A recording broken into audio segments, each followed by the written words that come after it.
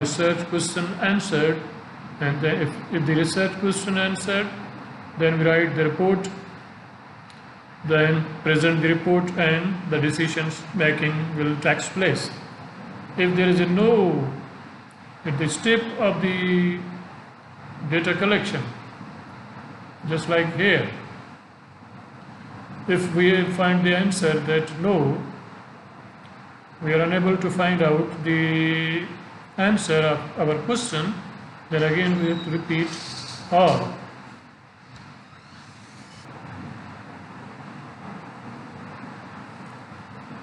So, well, begin is half done, according to the Aristotle, that if you want to achieve the success, you have to start or begin in a proper manner. So that's why it's a key, deciding that your start is the correct one. It's very much important for your success, as this slide is suggesting. So to choose a research topic, it's very important that you need to, and important and very difficult. It seems very difficult that on what topic I have to research. All the researchers, from the undergraduate students to the PhD students, those who are doing the PhD or even the postdocs, they feel difficulty that which topic to research. So choosing the topic is very important, because if you want to start your proper work, if you want to achieve what you wanted to achieve, then you have to select your topic correctly. It's not simply writing the statement or line that this is your topic and you will start going to work on this one. So choosing an interesting research topic is your first challenge, as this cartoon is suggesting that you have to go through the books and various sources, and every time you feel that still you are not very much clear about the topic. So it's very important. So when you start any kind of the research, the first step of your research process is the choosing of your research topic. So must be very careful. So most of the times, choosing your topic may seems like the hardest part of your research. It is very difficult task most of the times people are facing, that what topic to select. And sometimes people are very lucky that their supervisors, they guide them or ask them or help them that what topic to select. But usually we students, they are not lucky to have the topics, to get the topic from their supervisors. So it's a very hardest task. As this picture or the cartoon is suggesting that after reading, after working very hard, after going through the net and various sources, still you are unable to decide that which topic to select, because you are not sure that whether your supervisor will be agree on your topic or not. So the observation, broad problem area, is the first step of the research process. That the research process begins when a researcher observes a problem, issue, opportunity, change, or a researcher select an area for research. It means the research process is starting or beginning with the when someone is observing that something is occurring which is not according to the expectations or according to the routine. So, or when someone is sensing that there is an issue, that it needs to be resolved, or someone is sensing that there is an opportunity, like in the present times when we are facing the COVID, and on the one side the world is facing very serious issue that many businesses, they are near to collapse, but many new businesses, new ideas are emerging, like the online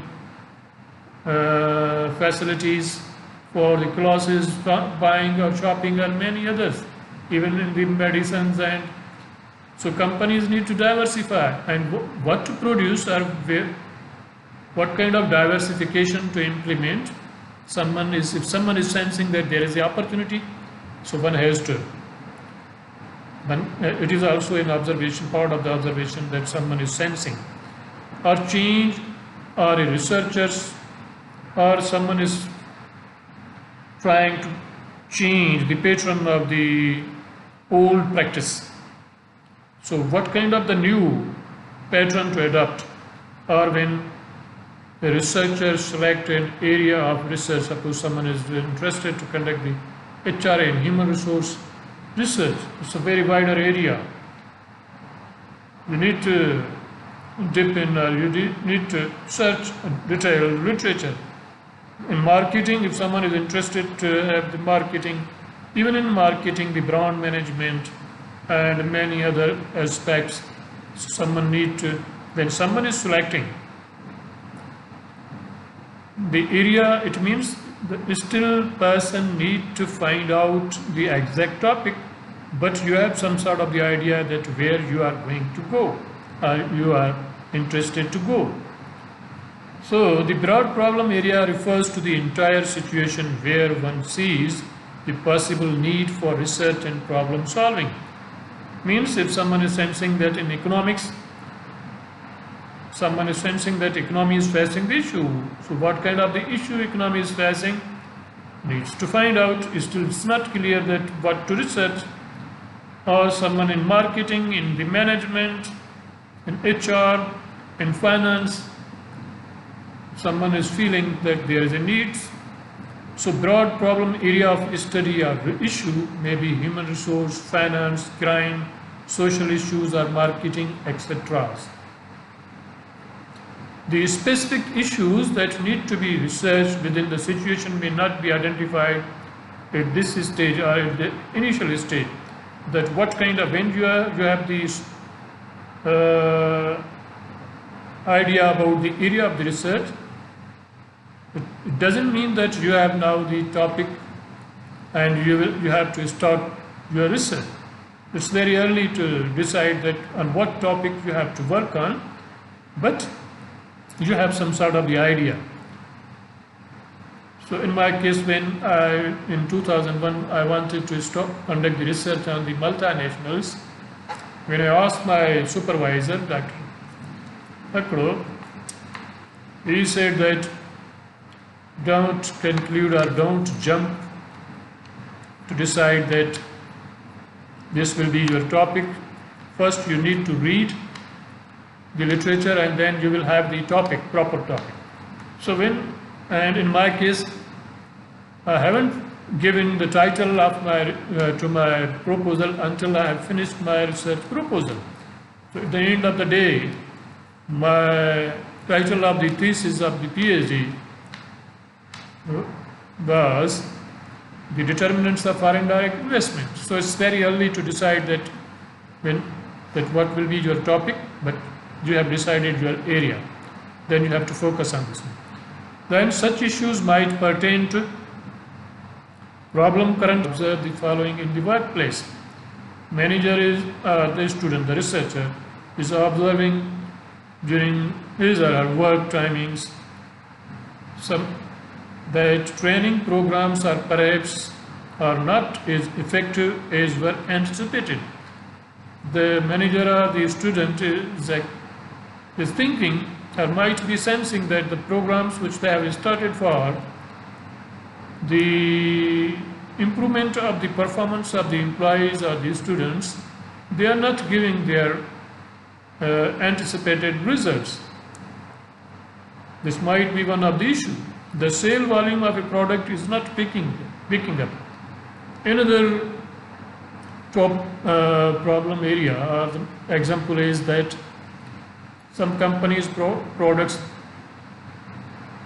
sale is not increasing despite adopting the various measures or required measures, or despite their efforts, but their product is not picking up, their sale is not increasing.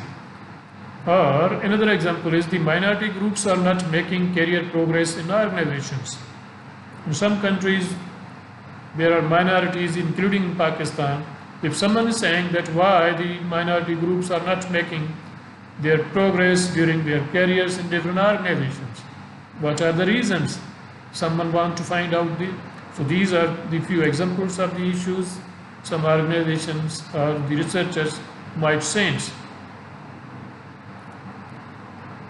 Continue with the broad problem area. The broad problem area would be narrowed down to specific issues for investigation after some preliminary or initial data gathering.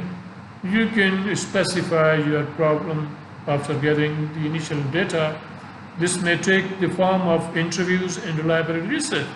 That initially you might conduct some interviews from the experts or from the people or from the related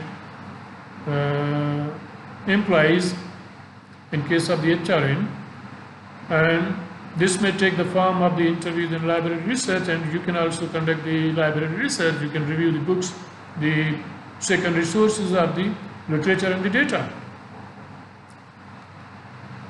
Which are the initial data sources or data collection? From where to initially collect the data? The nature of the data to be collected. The nature of information that would be needed by the researcher for the purpose could be classified under 3 headings. We are interested to find out the background information of the organization of which we are interested to conduct research.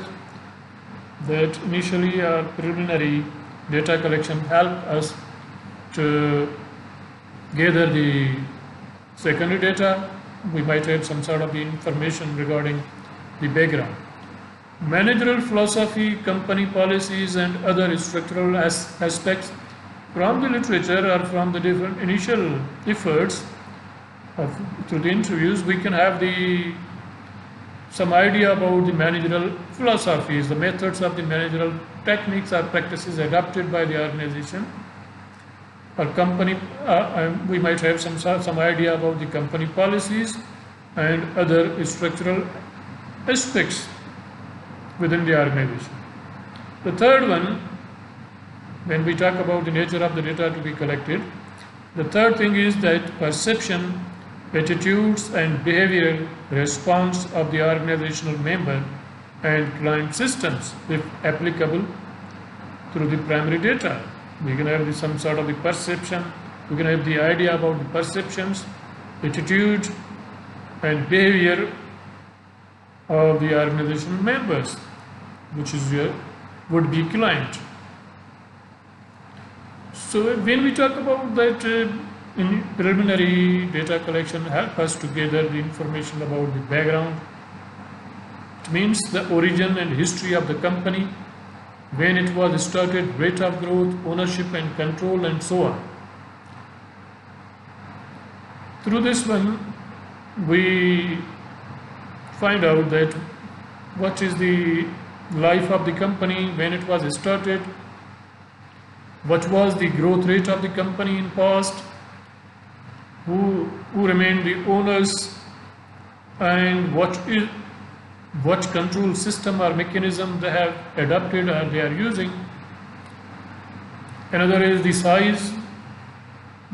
We might have the data. We can collect the data about the terms of the employees or assets or both, that how many employees are working and what is the size or the amount, value of the assets of the company and the location of the company, that where the company is located, regional, national or other, and also about the resources of the company, that the human and the other resources. Charter. Another factor is very important, that about which we are able to gather the information through the background information, is the purpose and ideology. That for what purpose that firm was established and what ideology or theme they are following. So another thing is the interdependent relationship with other institutions and external environment. Through this background information, we are also able to find out the information about the interrelationship between or interdependent relationship of this company with other institutions and also with the environmental factors, that what are the external environmental factors affecting this organization, and also the financial position is also known through the background information. Information on management philosophy and structural factors. When we are talking about that, initial information is helping us to gather the data. It helps us to collect the data about the employee's role and position at each organizational level. That what are the roles of the employees according to their position, what is their specialization level, what communication channels or modes they are using, how they are communicating with each other, what control system the company or organization is using, is there any coordination and the span of control, what kind of the coordination is there, and what span of control or method of control they are using, how they are controlling the activities of the different, and what reward system this company is giving, company has adopted, and the workflow system and the like. So these are the various factors which are known through the initial information or background information. And the third factor is the employees' perception, attitudes and behavioral responses towards their organization. We can get some idea, the researcher can get some idea about the workflow interdependence, rewards provided by the organization such as pay and fringe benefits, growth opportunities, participation in decision making, companies' tolerance regarding taking time off the job by employees, autonomy of the company and the workers and the co-workers. These factors and the other, these means this one and this slides factors which we have discussed, and these factors help researchers to determine employees' loyalty, performance, absenteeism, turnover, performance intention, etc. Then these are different organizations, they have conducted the research in some past time periods. So that's why searching the literature is very important, because you will find out some sort of the idea or help that we learn from and build on what others have done. And researchers read other people's research. They learn, compare, replicate and critically analyze the work by others. So it is the duty of the researcher to read the others' literature, those which is written by the others. And why they learn? They need to learn that literature to compare different people's opinions regarding the issue which is related with them. And then replicate means whether their results are similar to theirs, and critically analyze the work by others. That whatever the literature they are reading, they must critically analyze their work, that whatever the conclusions or findings they have given, whether they followed the scientific process or not. So we continue with the literature survey. The literature survey is the documentation of a comprehensive review of the published and unpublished work from secondary sources of data. The library is a rich storage base for secondary data, and researchers spend several weeks and sometimes months going through books, journals, newspapers, magazines, conference proceedings, theses, dissertations, synopses and abstracts, several government publications, financial marketing and other reports. These are the already published research sources, and we call them the secondary sources. Secondary sources are those sources which are already collected or written by someone else for their own purpose, but they might have some sort of the relevance with our research. So these are already published documents. The goals of the literature review. The main goal of the literature review is to demonstrate a familiarity with a body of knowledge and establish credibility. It helps us to demonstrate means our familiarity, that now we are known about the availability of the literature, that what has been written in past, or what kind of the research conducted in the past by the people or the researchers. It demonstrates the researcher's professional competence, ability and background.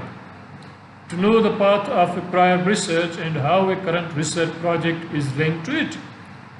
Means we know the path of the prior research, that how the past research was conducted, what step they have followed, and what is the relevance of that project with mine or others. To integrate and summarize what is known in an area, we interlink or interconnect the past literature and summarize it. A good review points out areas where prior studies agree, where they disagree, and where major questions remain unanswered. When we have the good literature review, when we have thoroughly studied the literature, then we will be able to, the researcher will be able to agree with their opinion or disagree with the opinion, that how or can separate that those who agree, how many are agreed on, or how many people have the similar opinion and how many have the against opinion or dissimilar opinion, and what questions they have answered and what they failed to answer or remained unanswered. So it will help us. We usually call this one the research gap. So no reinventing the wheel, no wastage of efforts. So never try to invent the wheel, which is already invented by many people thousands of years ago by the people of their time. So if you just lock yourself for the years and trying to invent something, and after some years you are coming out of your home and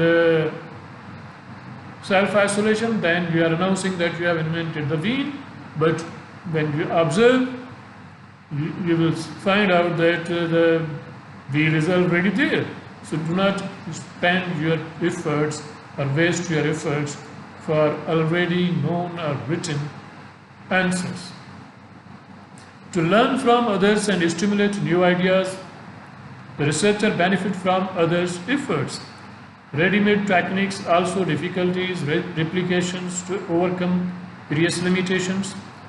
Literature is also helping the researcher to learn from the others, and it will help him or her to stimulate new ideas, to generate the new idea. Ready-made techniques are also there available, that what technique to adopt. Identification of the variables. Through literature we identify that which factors are related with the issue which we are trying to discuss or trying to solve, that what are the major factors causing the issue. And excuse me.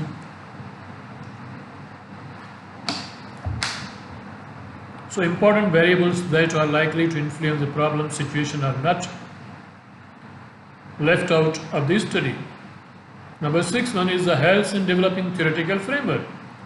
The literature review is also helping us to develop the theoretical framework. So ready-made theoretical models for research may be available. Previous studies provide evidence for developing theoretical argumentation for positioning the relationship among the variables. 7. Problem statement can be made with precision. When you have thoroughly reviewed the literature, it will help you to write your problem statement precisely. The review provides clarity of the thought about the issue under study. It will give you every idea, every kind of the understanding that what is the issue or how this issue is emerging and what are the factors related with it. So conducting the literature survey, it can be conducted in 3 steps: identifying the relevant sources, extracting the relevant information, writing up the literature survey. So organization of the literature review, a journal organization looks like a funnel that we have initially the broader topics, then we develop the subtopics, and then we studize like yours. Writing of the literature review. The documentation of the relevant studies citing the author and the year of the study is called literature review or literature survey. When we are writing or documenting what we are reading, and along with the year and the source of the study, we are calling this one the literature survey. The literature survey is a clear and logical presentation of the research work done thus far in the area of investigation. The purpose of literature survey is to identify and highlight the important variables and to document the significant findings from earlier research that will serve as framework for the current investigation, can be based on the hypothesis development. Requires writing and writing and writing and reading and reading and reading. So what does a good review look like? Whatever you write, how can you say that your review is a good written review? The author should communicate a reviewer's purpose to the readers by its organization. Means, as the author should communicate a review's purpose. That's why you are reviewing this one according to the reader by its organization. The wrong way to write a review is to list a series of research reports with a summary of the findings of each. With what A said, what B said, what C said. You need to synthesize. Though we discuss separately the literature review in the other lectures, but for your understanding, here we are discussing that what you need to consider.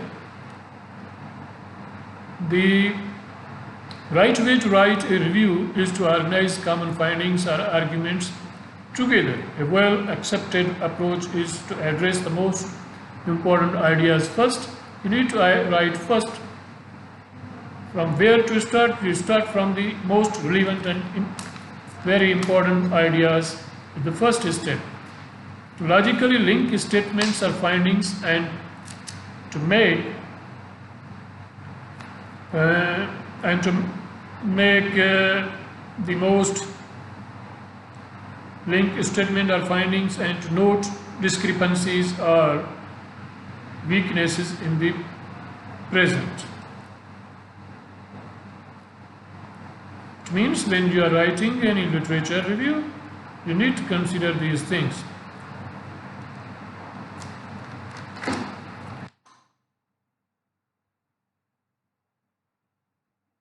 How to make link? Making link between these studies. When we are talking about that, you need to link, create the link among these studies. Just like agreement, similarly, author B points to, likewise, author C makes the case that author D also makes this point. Again, it is possible to see how author E agrees with other D and so on. It means when you are writing the literature, likewise, author C makes the case that author D also makes this point, or again it is possible to see how author E agrees with author D. And when you are writing the disagreements, that people they are not agree with each other, some sort of the differences are existing, that however author B points to, it has different opinion, suppose B has different opinion than A. On the other hand, author C makes the case that it means if the C has a different opinion. Conversely, author D argues, or nevertheless what author E suggests. So these are the few terms or few tips that whenever you are writing the agreements and the disagreements among the authors, you can use these wordings. So you need to read the material closer, read the abstract first. What literature to review? Because when you even put some topic in the Google, within few fraction of the seconds you will find out, depending on the speed of the net, you will find out millions, even huge amount of the article related with your topic, which means trends of the printed literature. If you print all the literature, you might have the good strain, full good strain of that literature. And then, so what to read? You cannot have the time, you cannot spend a huge amount of the time to read everything or to print everything. So what to read? Number one step to decide what material to read the abstract first. Decide whether to read the article in detail or not. Every article, published article, contains the abstract or the shorter summary. So you need to read it first, which is not more than 5, 6 lines or 10 lines, hardly 1 page summaries. It will give you some idea that what to study. Then second step, read introduction. If you are not still clear from the abstract, then you need to read the introduction. It explains why the study is important. It improves review and evaluation of the literature review, relevant literature. Why you need to read the introduction? Because it helps you to explain about the study you are reviewing, that why the study is important, why the research has conducted the research, and what is the significance of this research. Third step, the read method with a close critical eye. You need to read the method of the article or paper which previous researcher has used, that focus on the participants, bias and procedures. What participants or the respondents used in this research, and what bias they have adopted, and what procedures they have used. And fourth step is to evaluate results. Do the conclusions seem logical? Then you need to evaluate the results of the literature or the document you are reading. What you need to evaluate, do the conclusions seem logical? Whatever the conclusion the author has given, you need to assess whether the results or conclusions are based on the logical presentation or process. Whether the researcher has followed the logical process or not. Can you detect any bias on the part of the researcher? Whether the results are based on the personal biasness of the researcher. So you need to detect all these things. And fifth step, take discussion with a grain of salt. Edges are smoothed out, pay attention to limitations.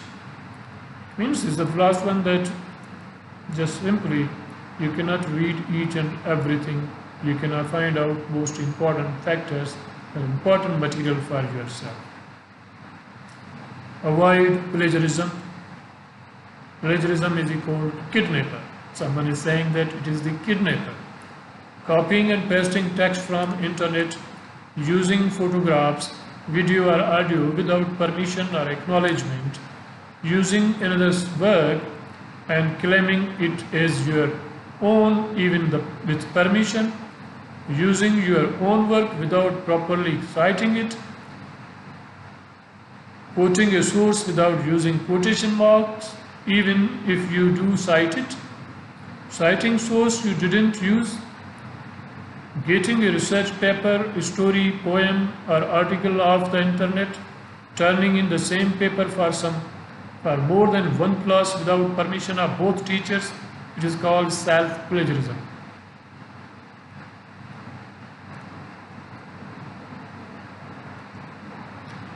So we will continue this class in the discussion in the coming lectures. For now, thank you all for listening.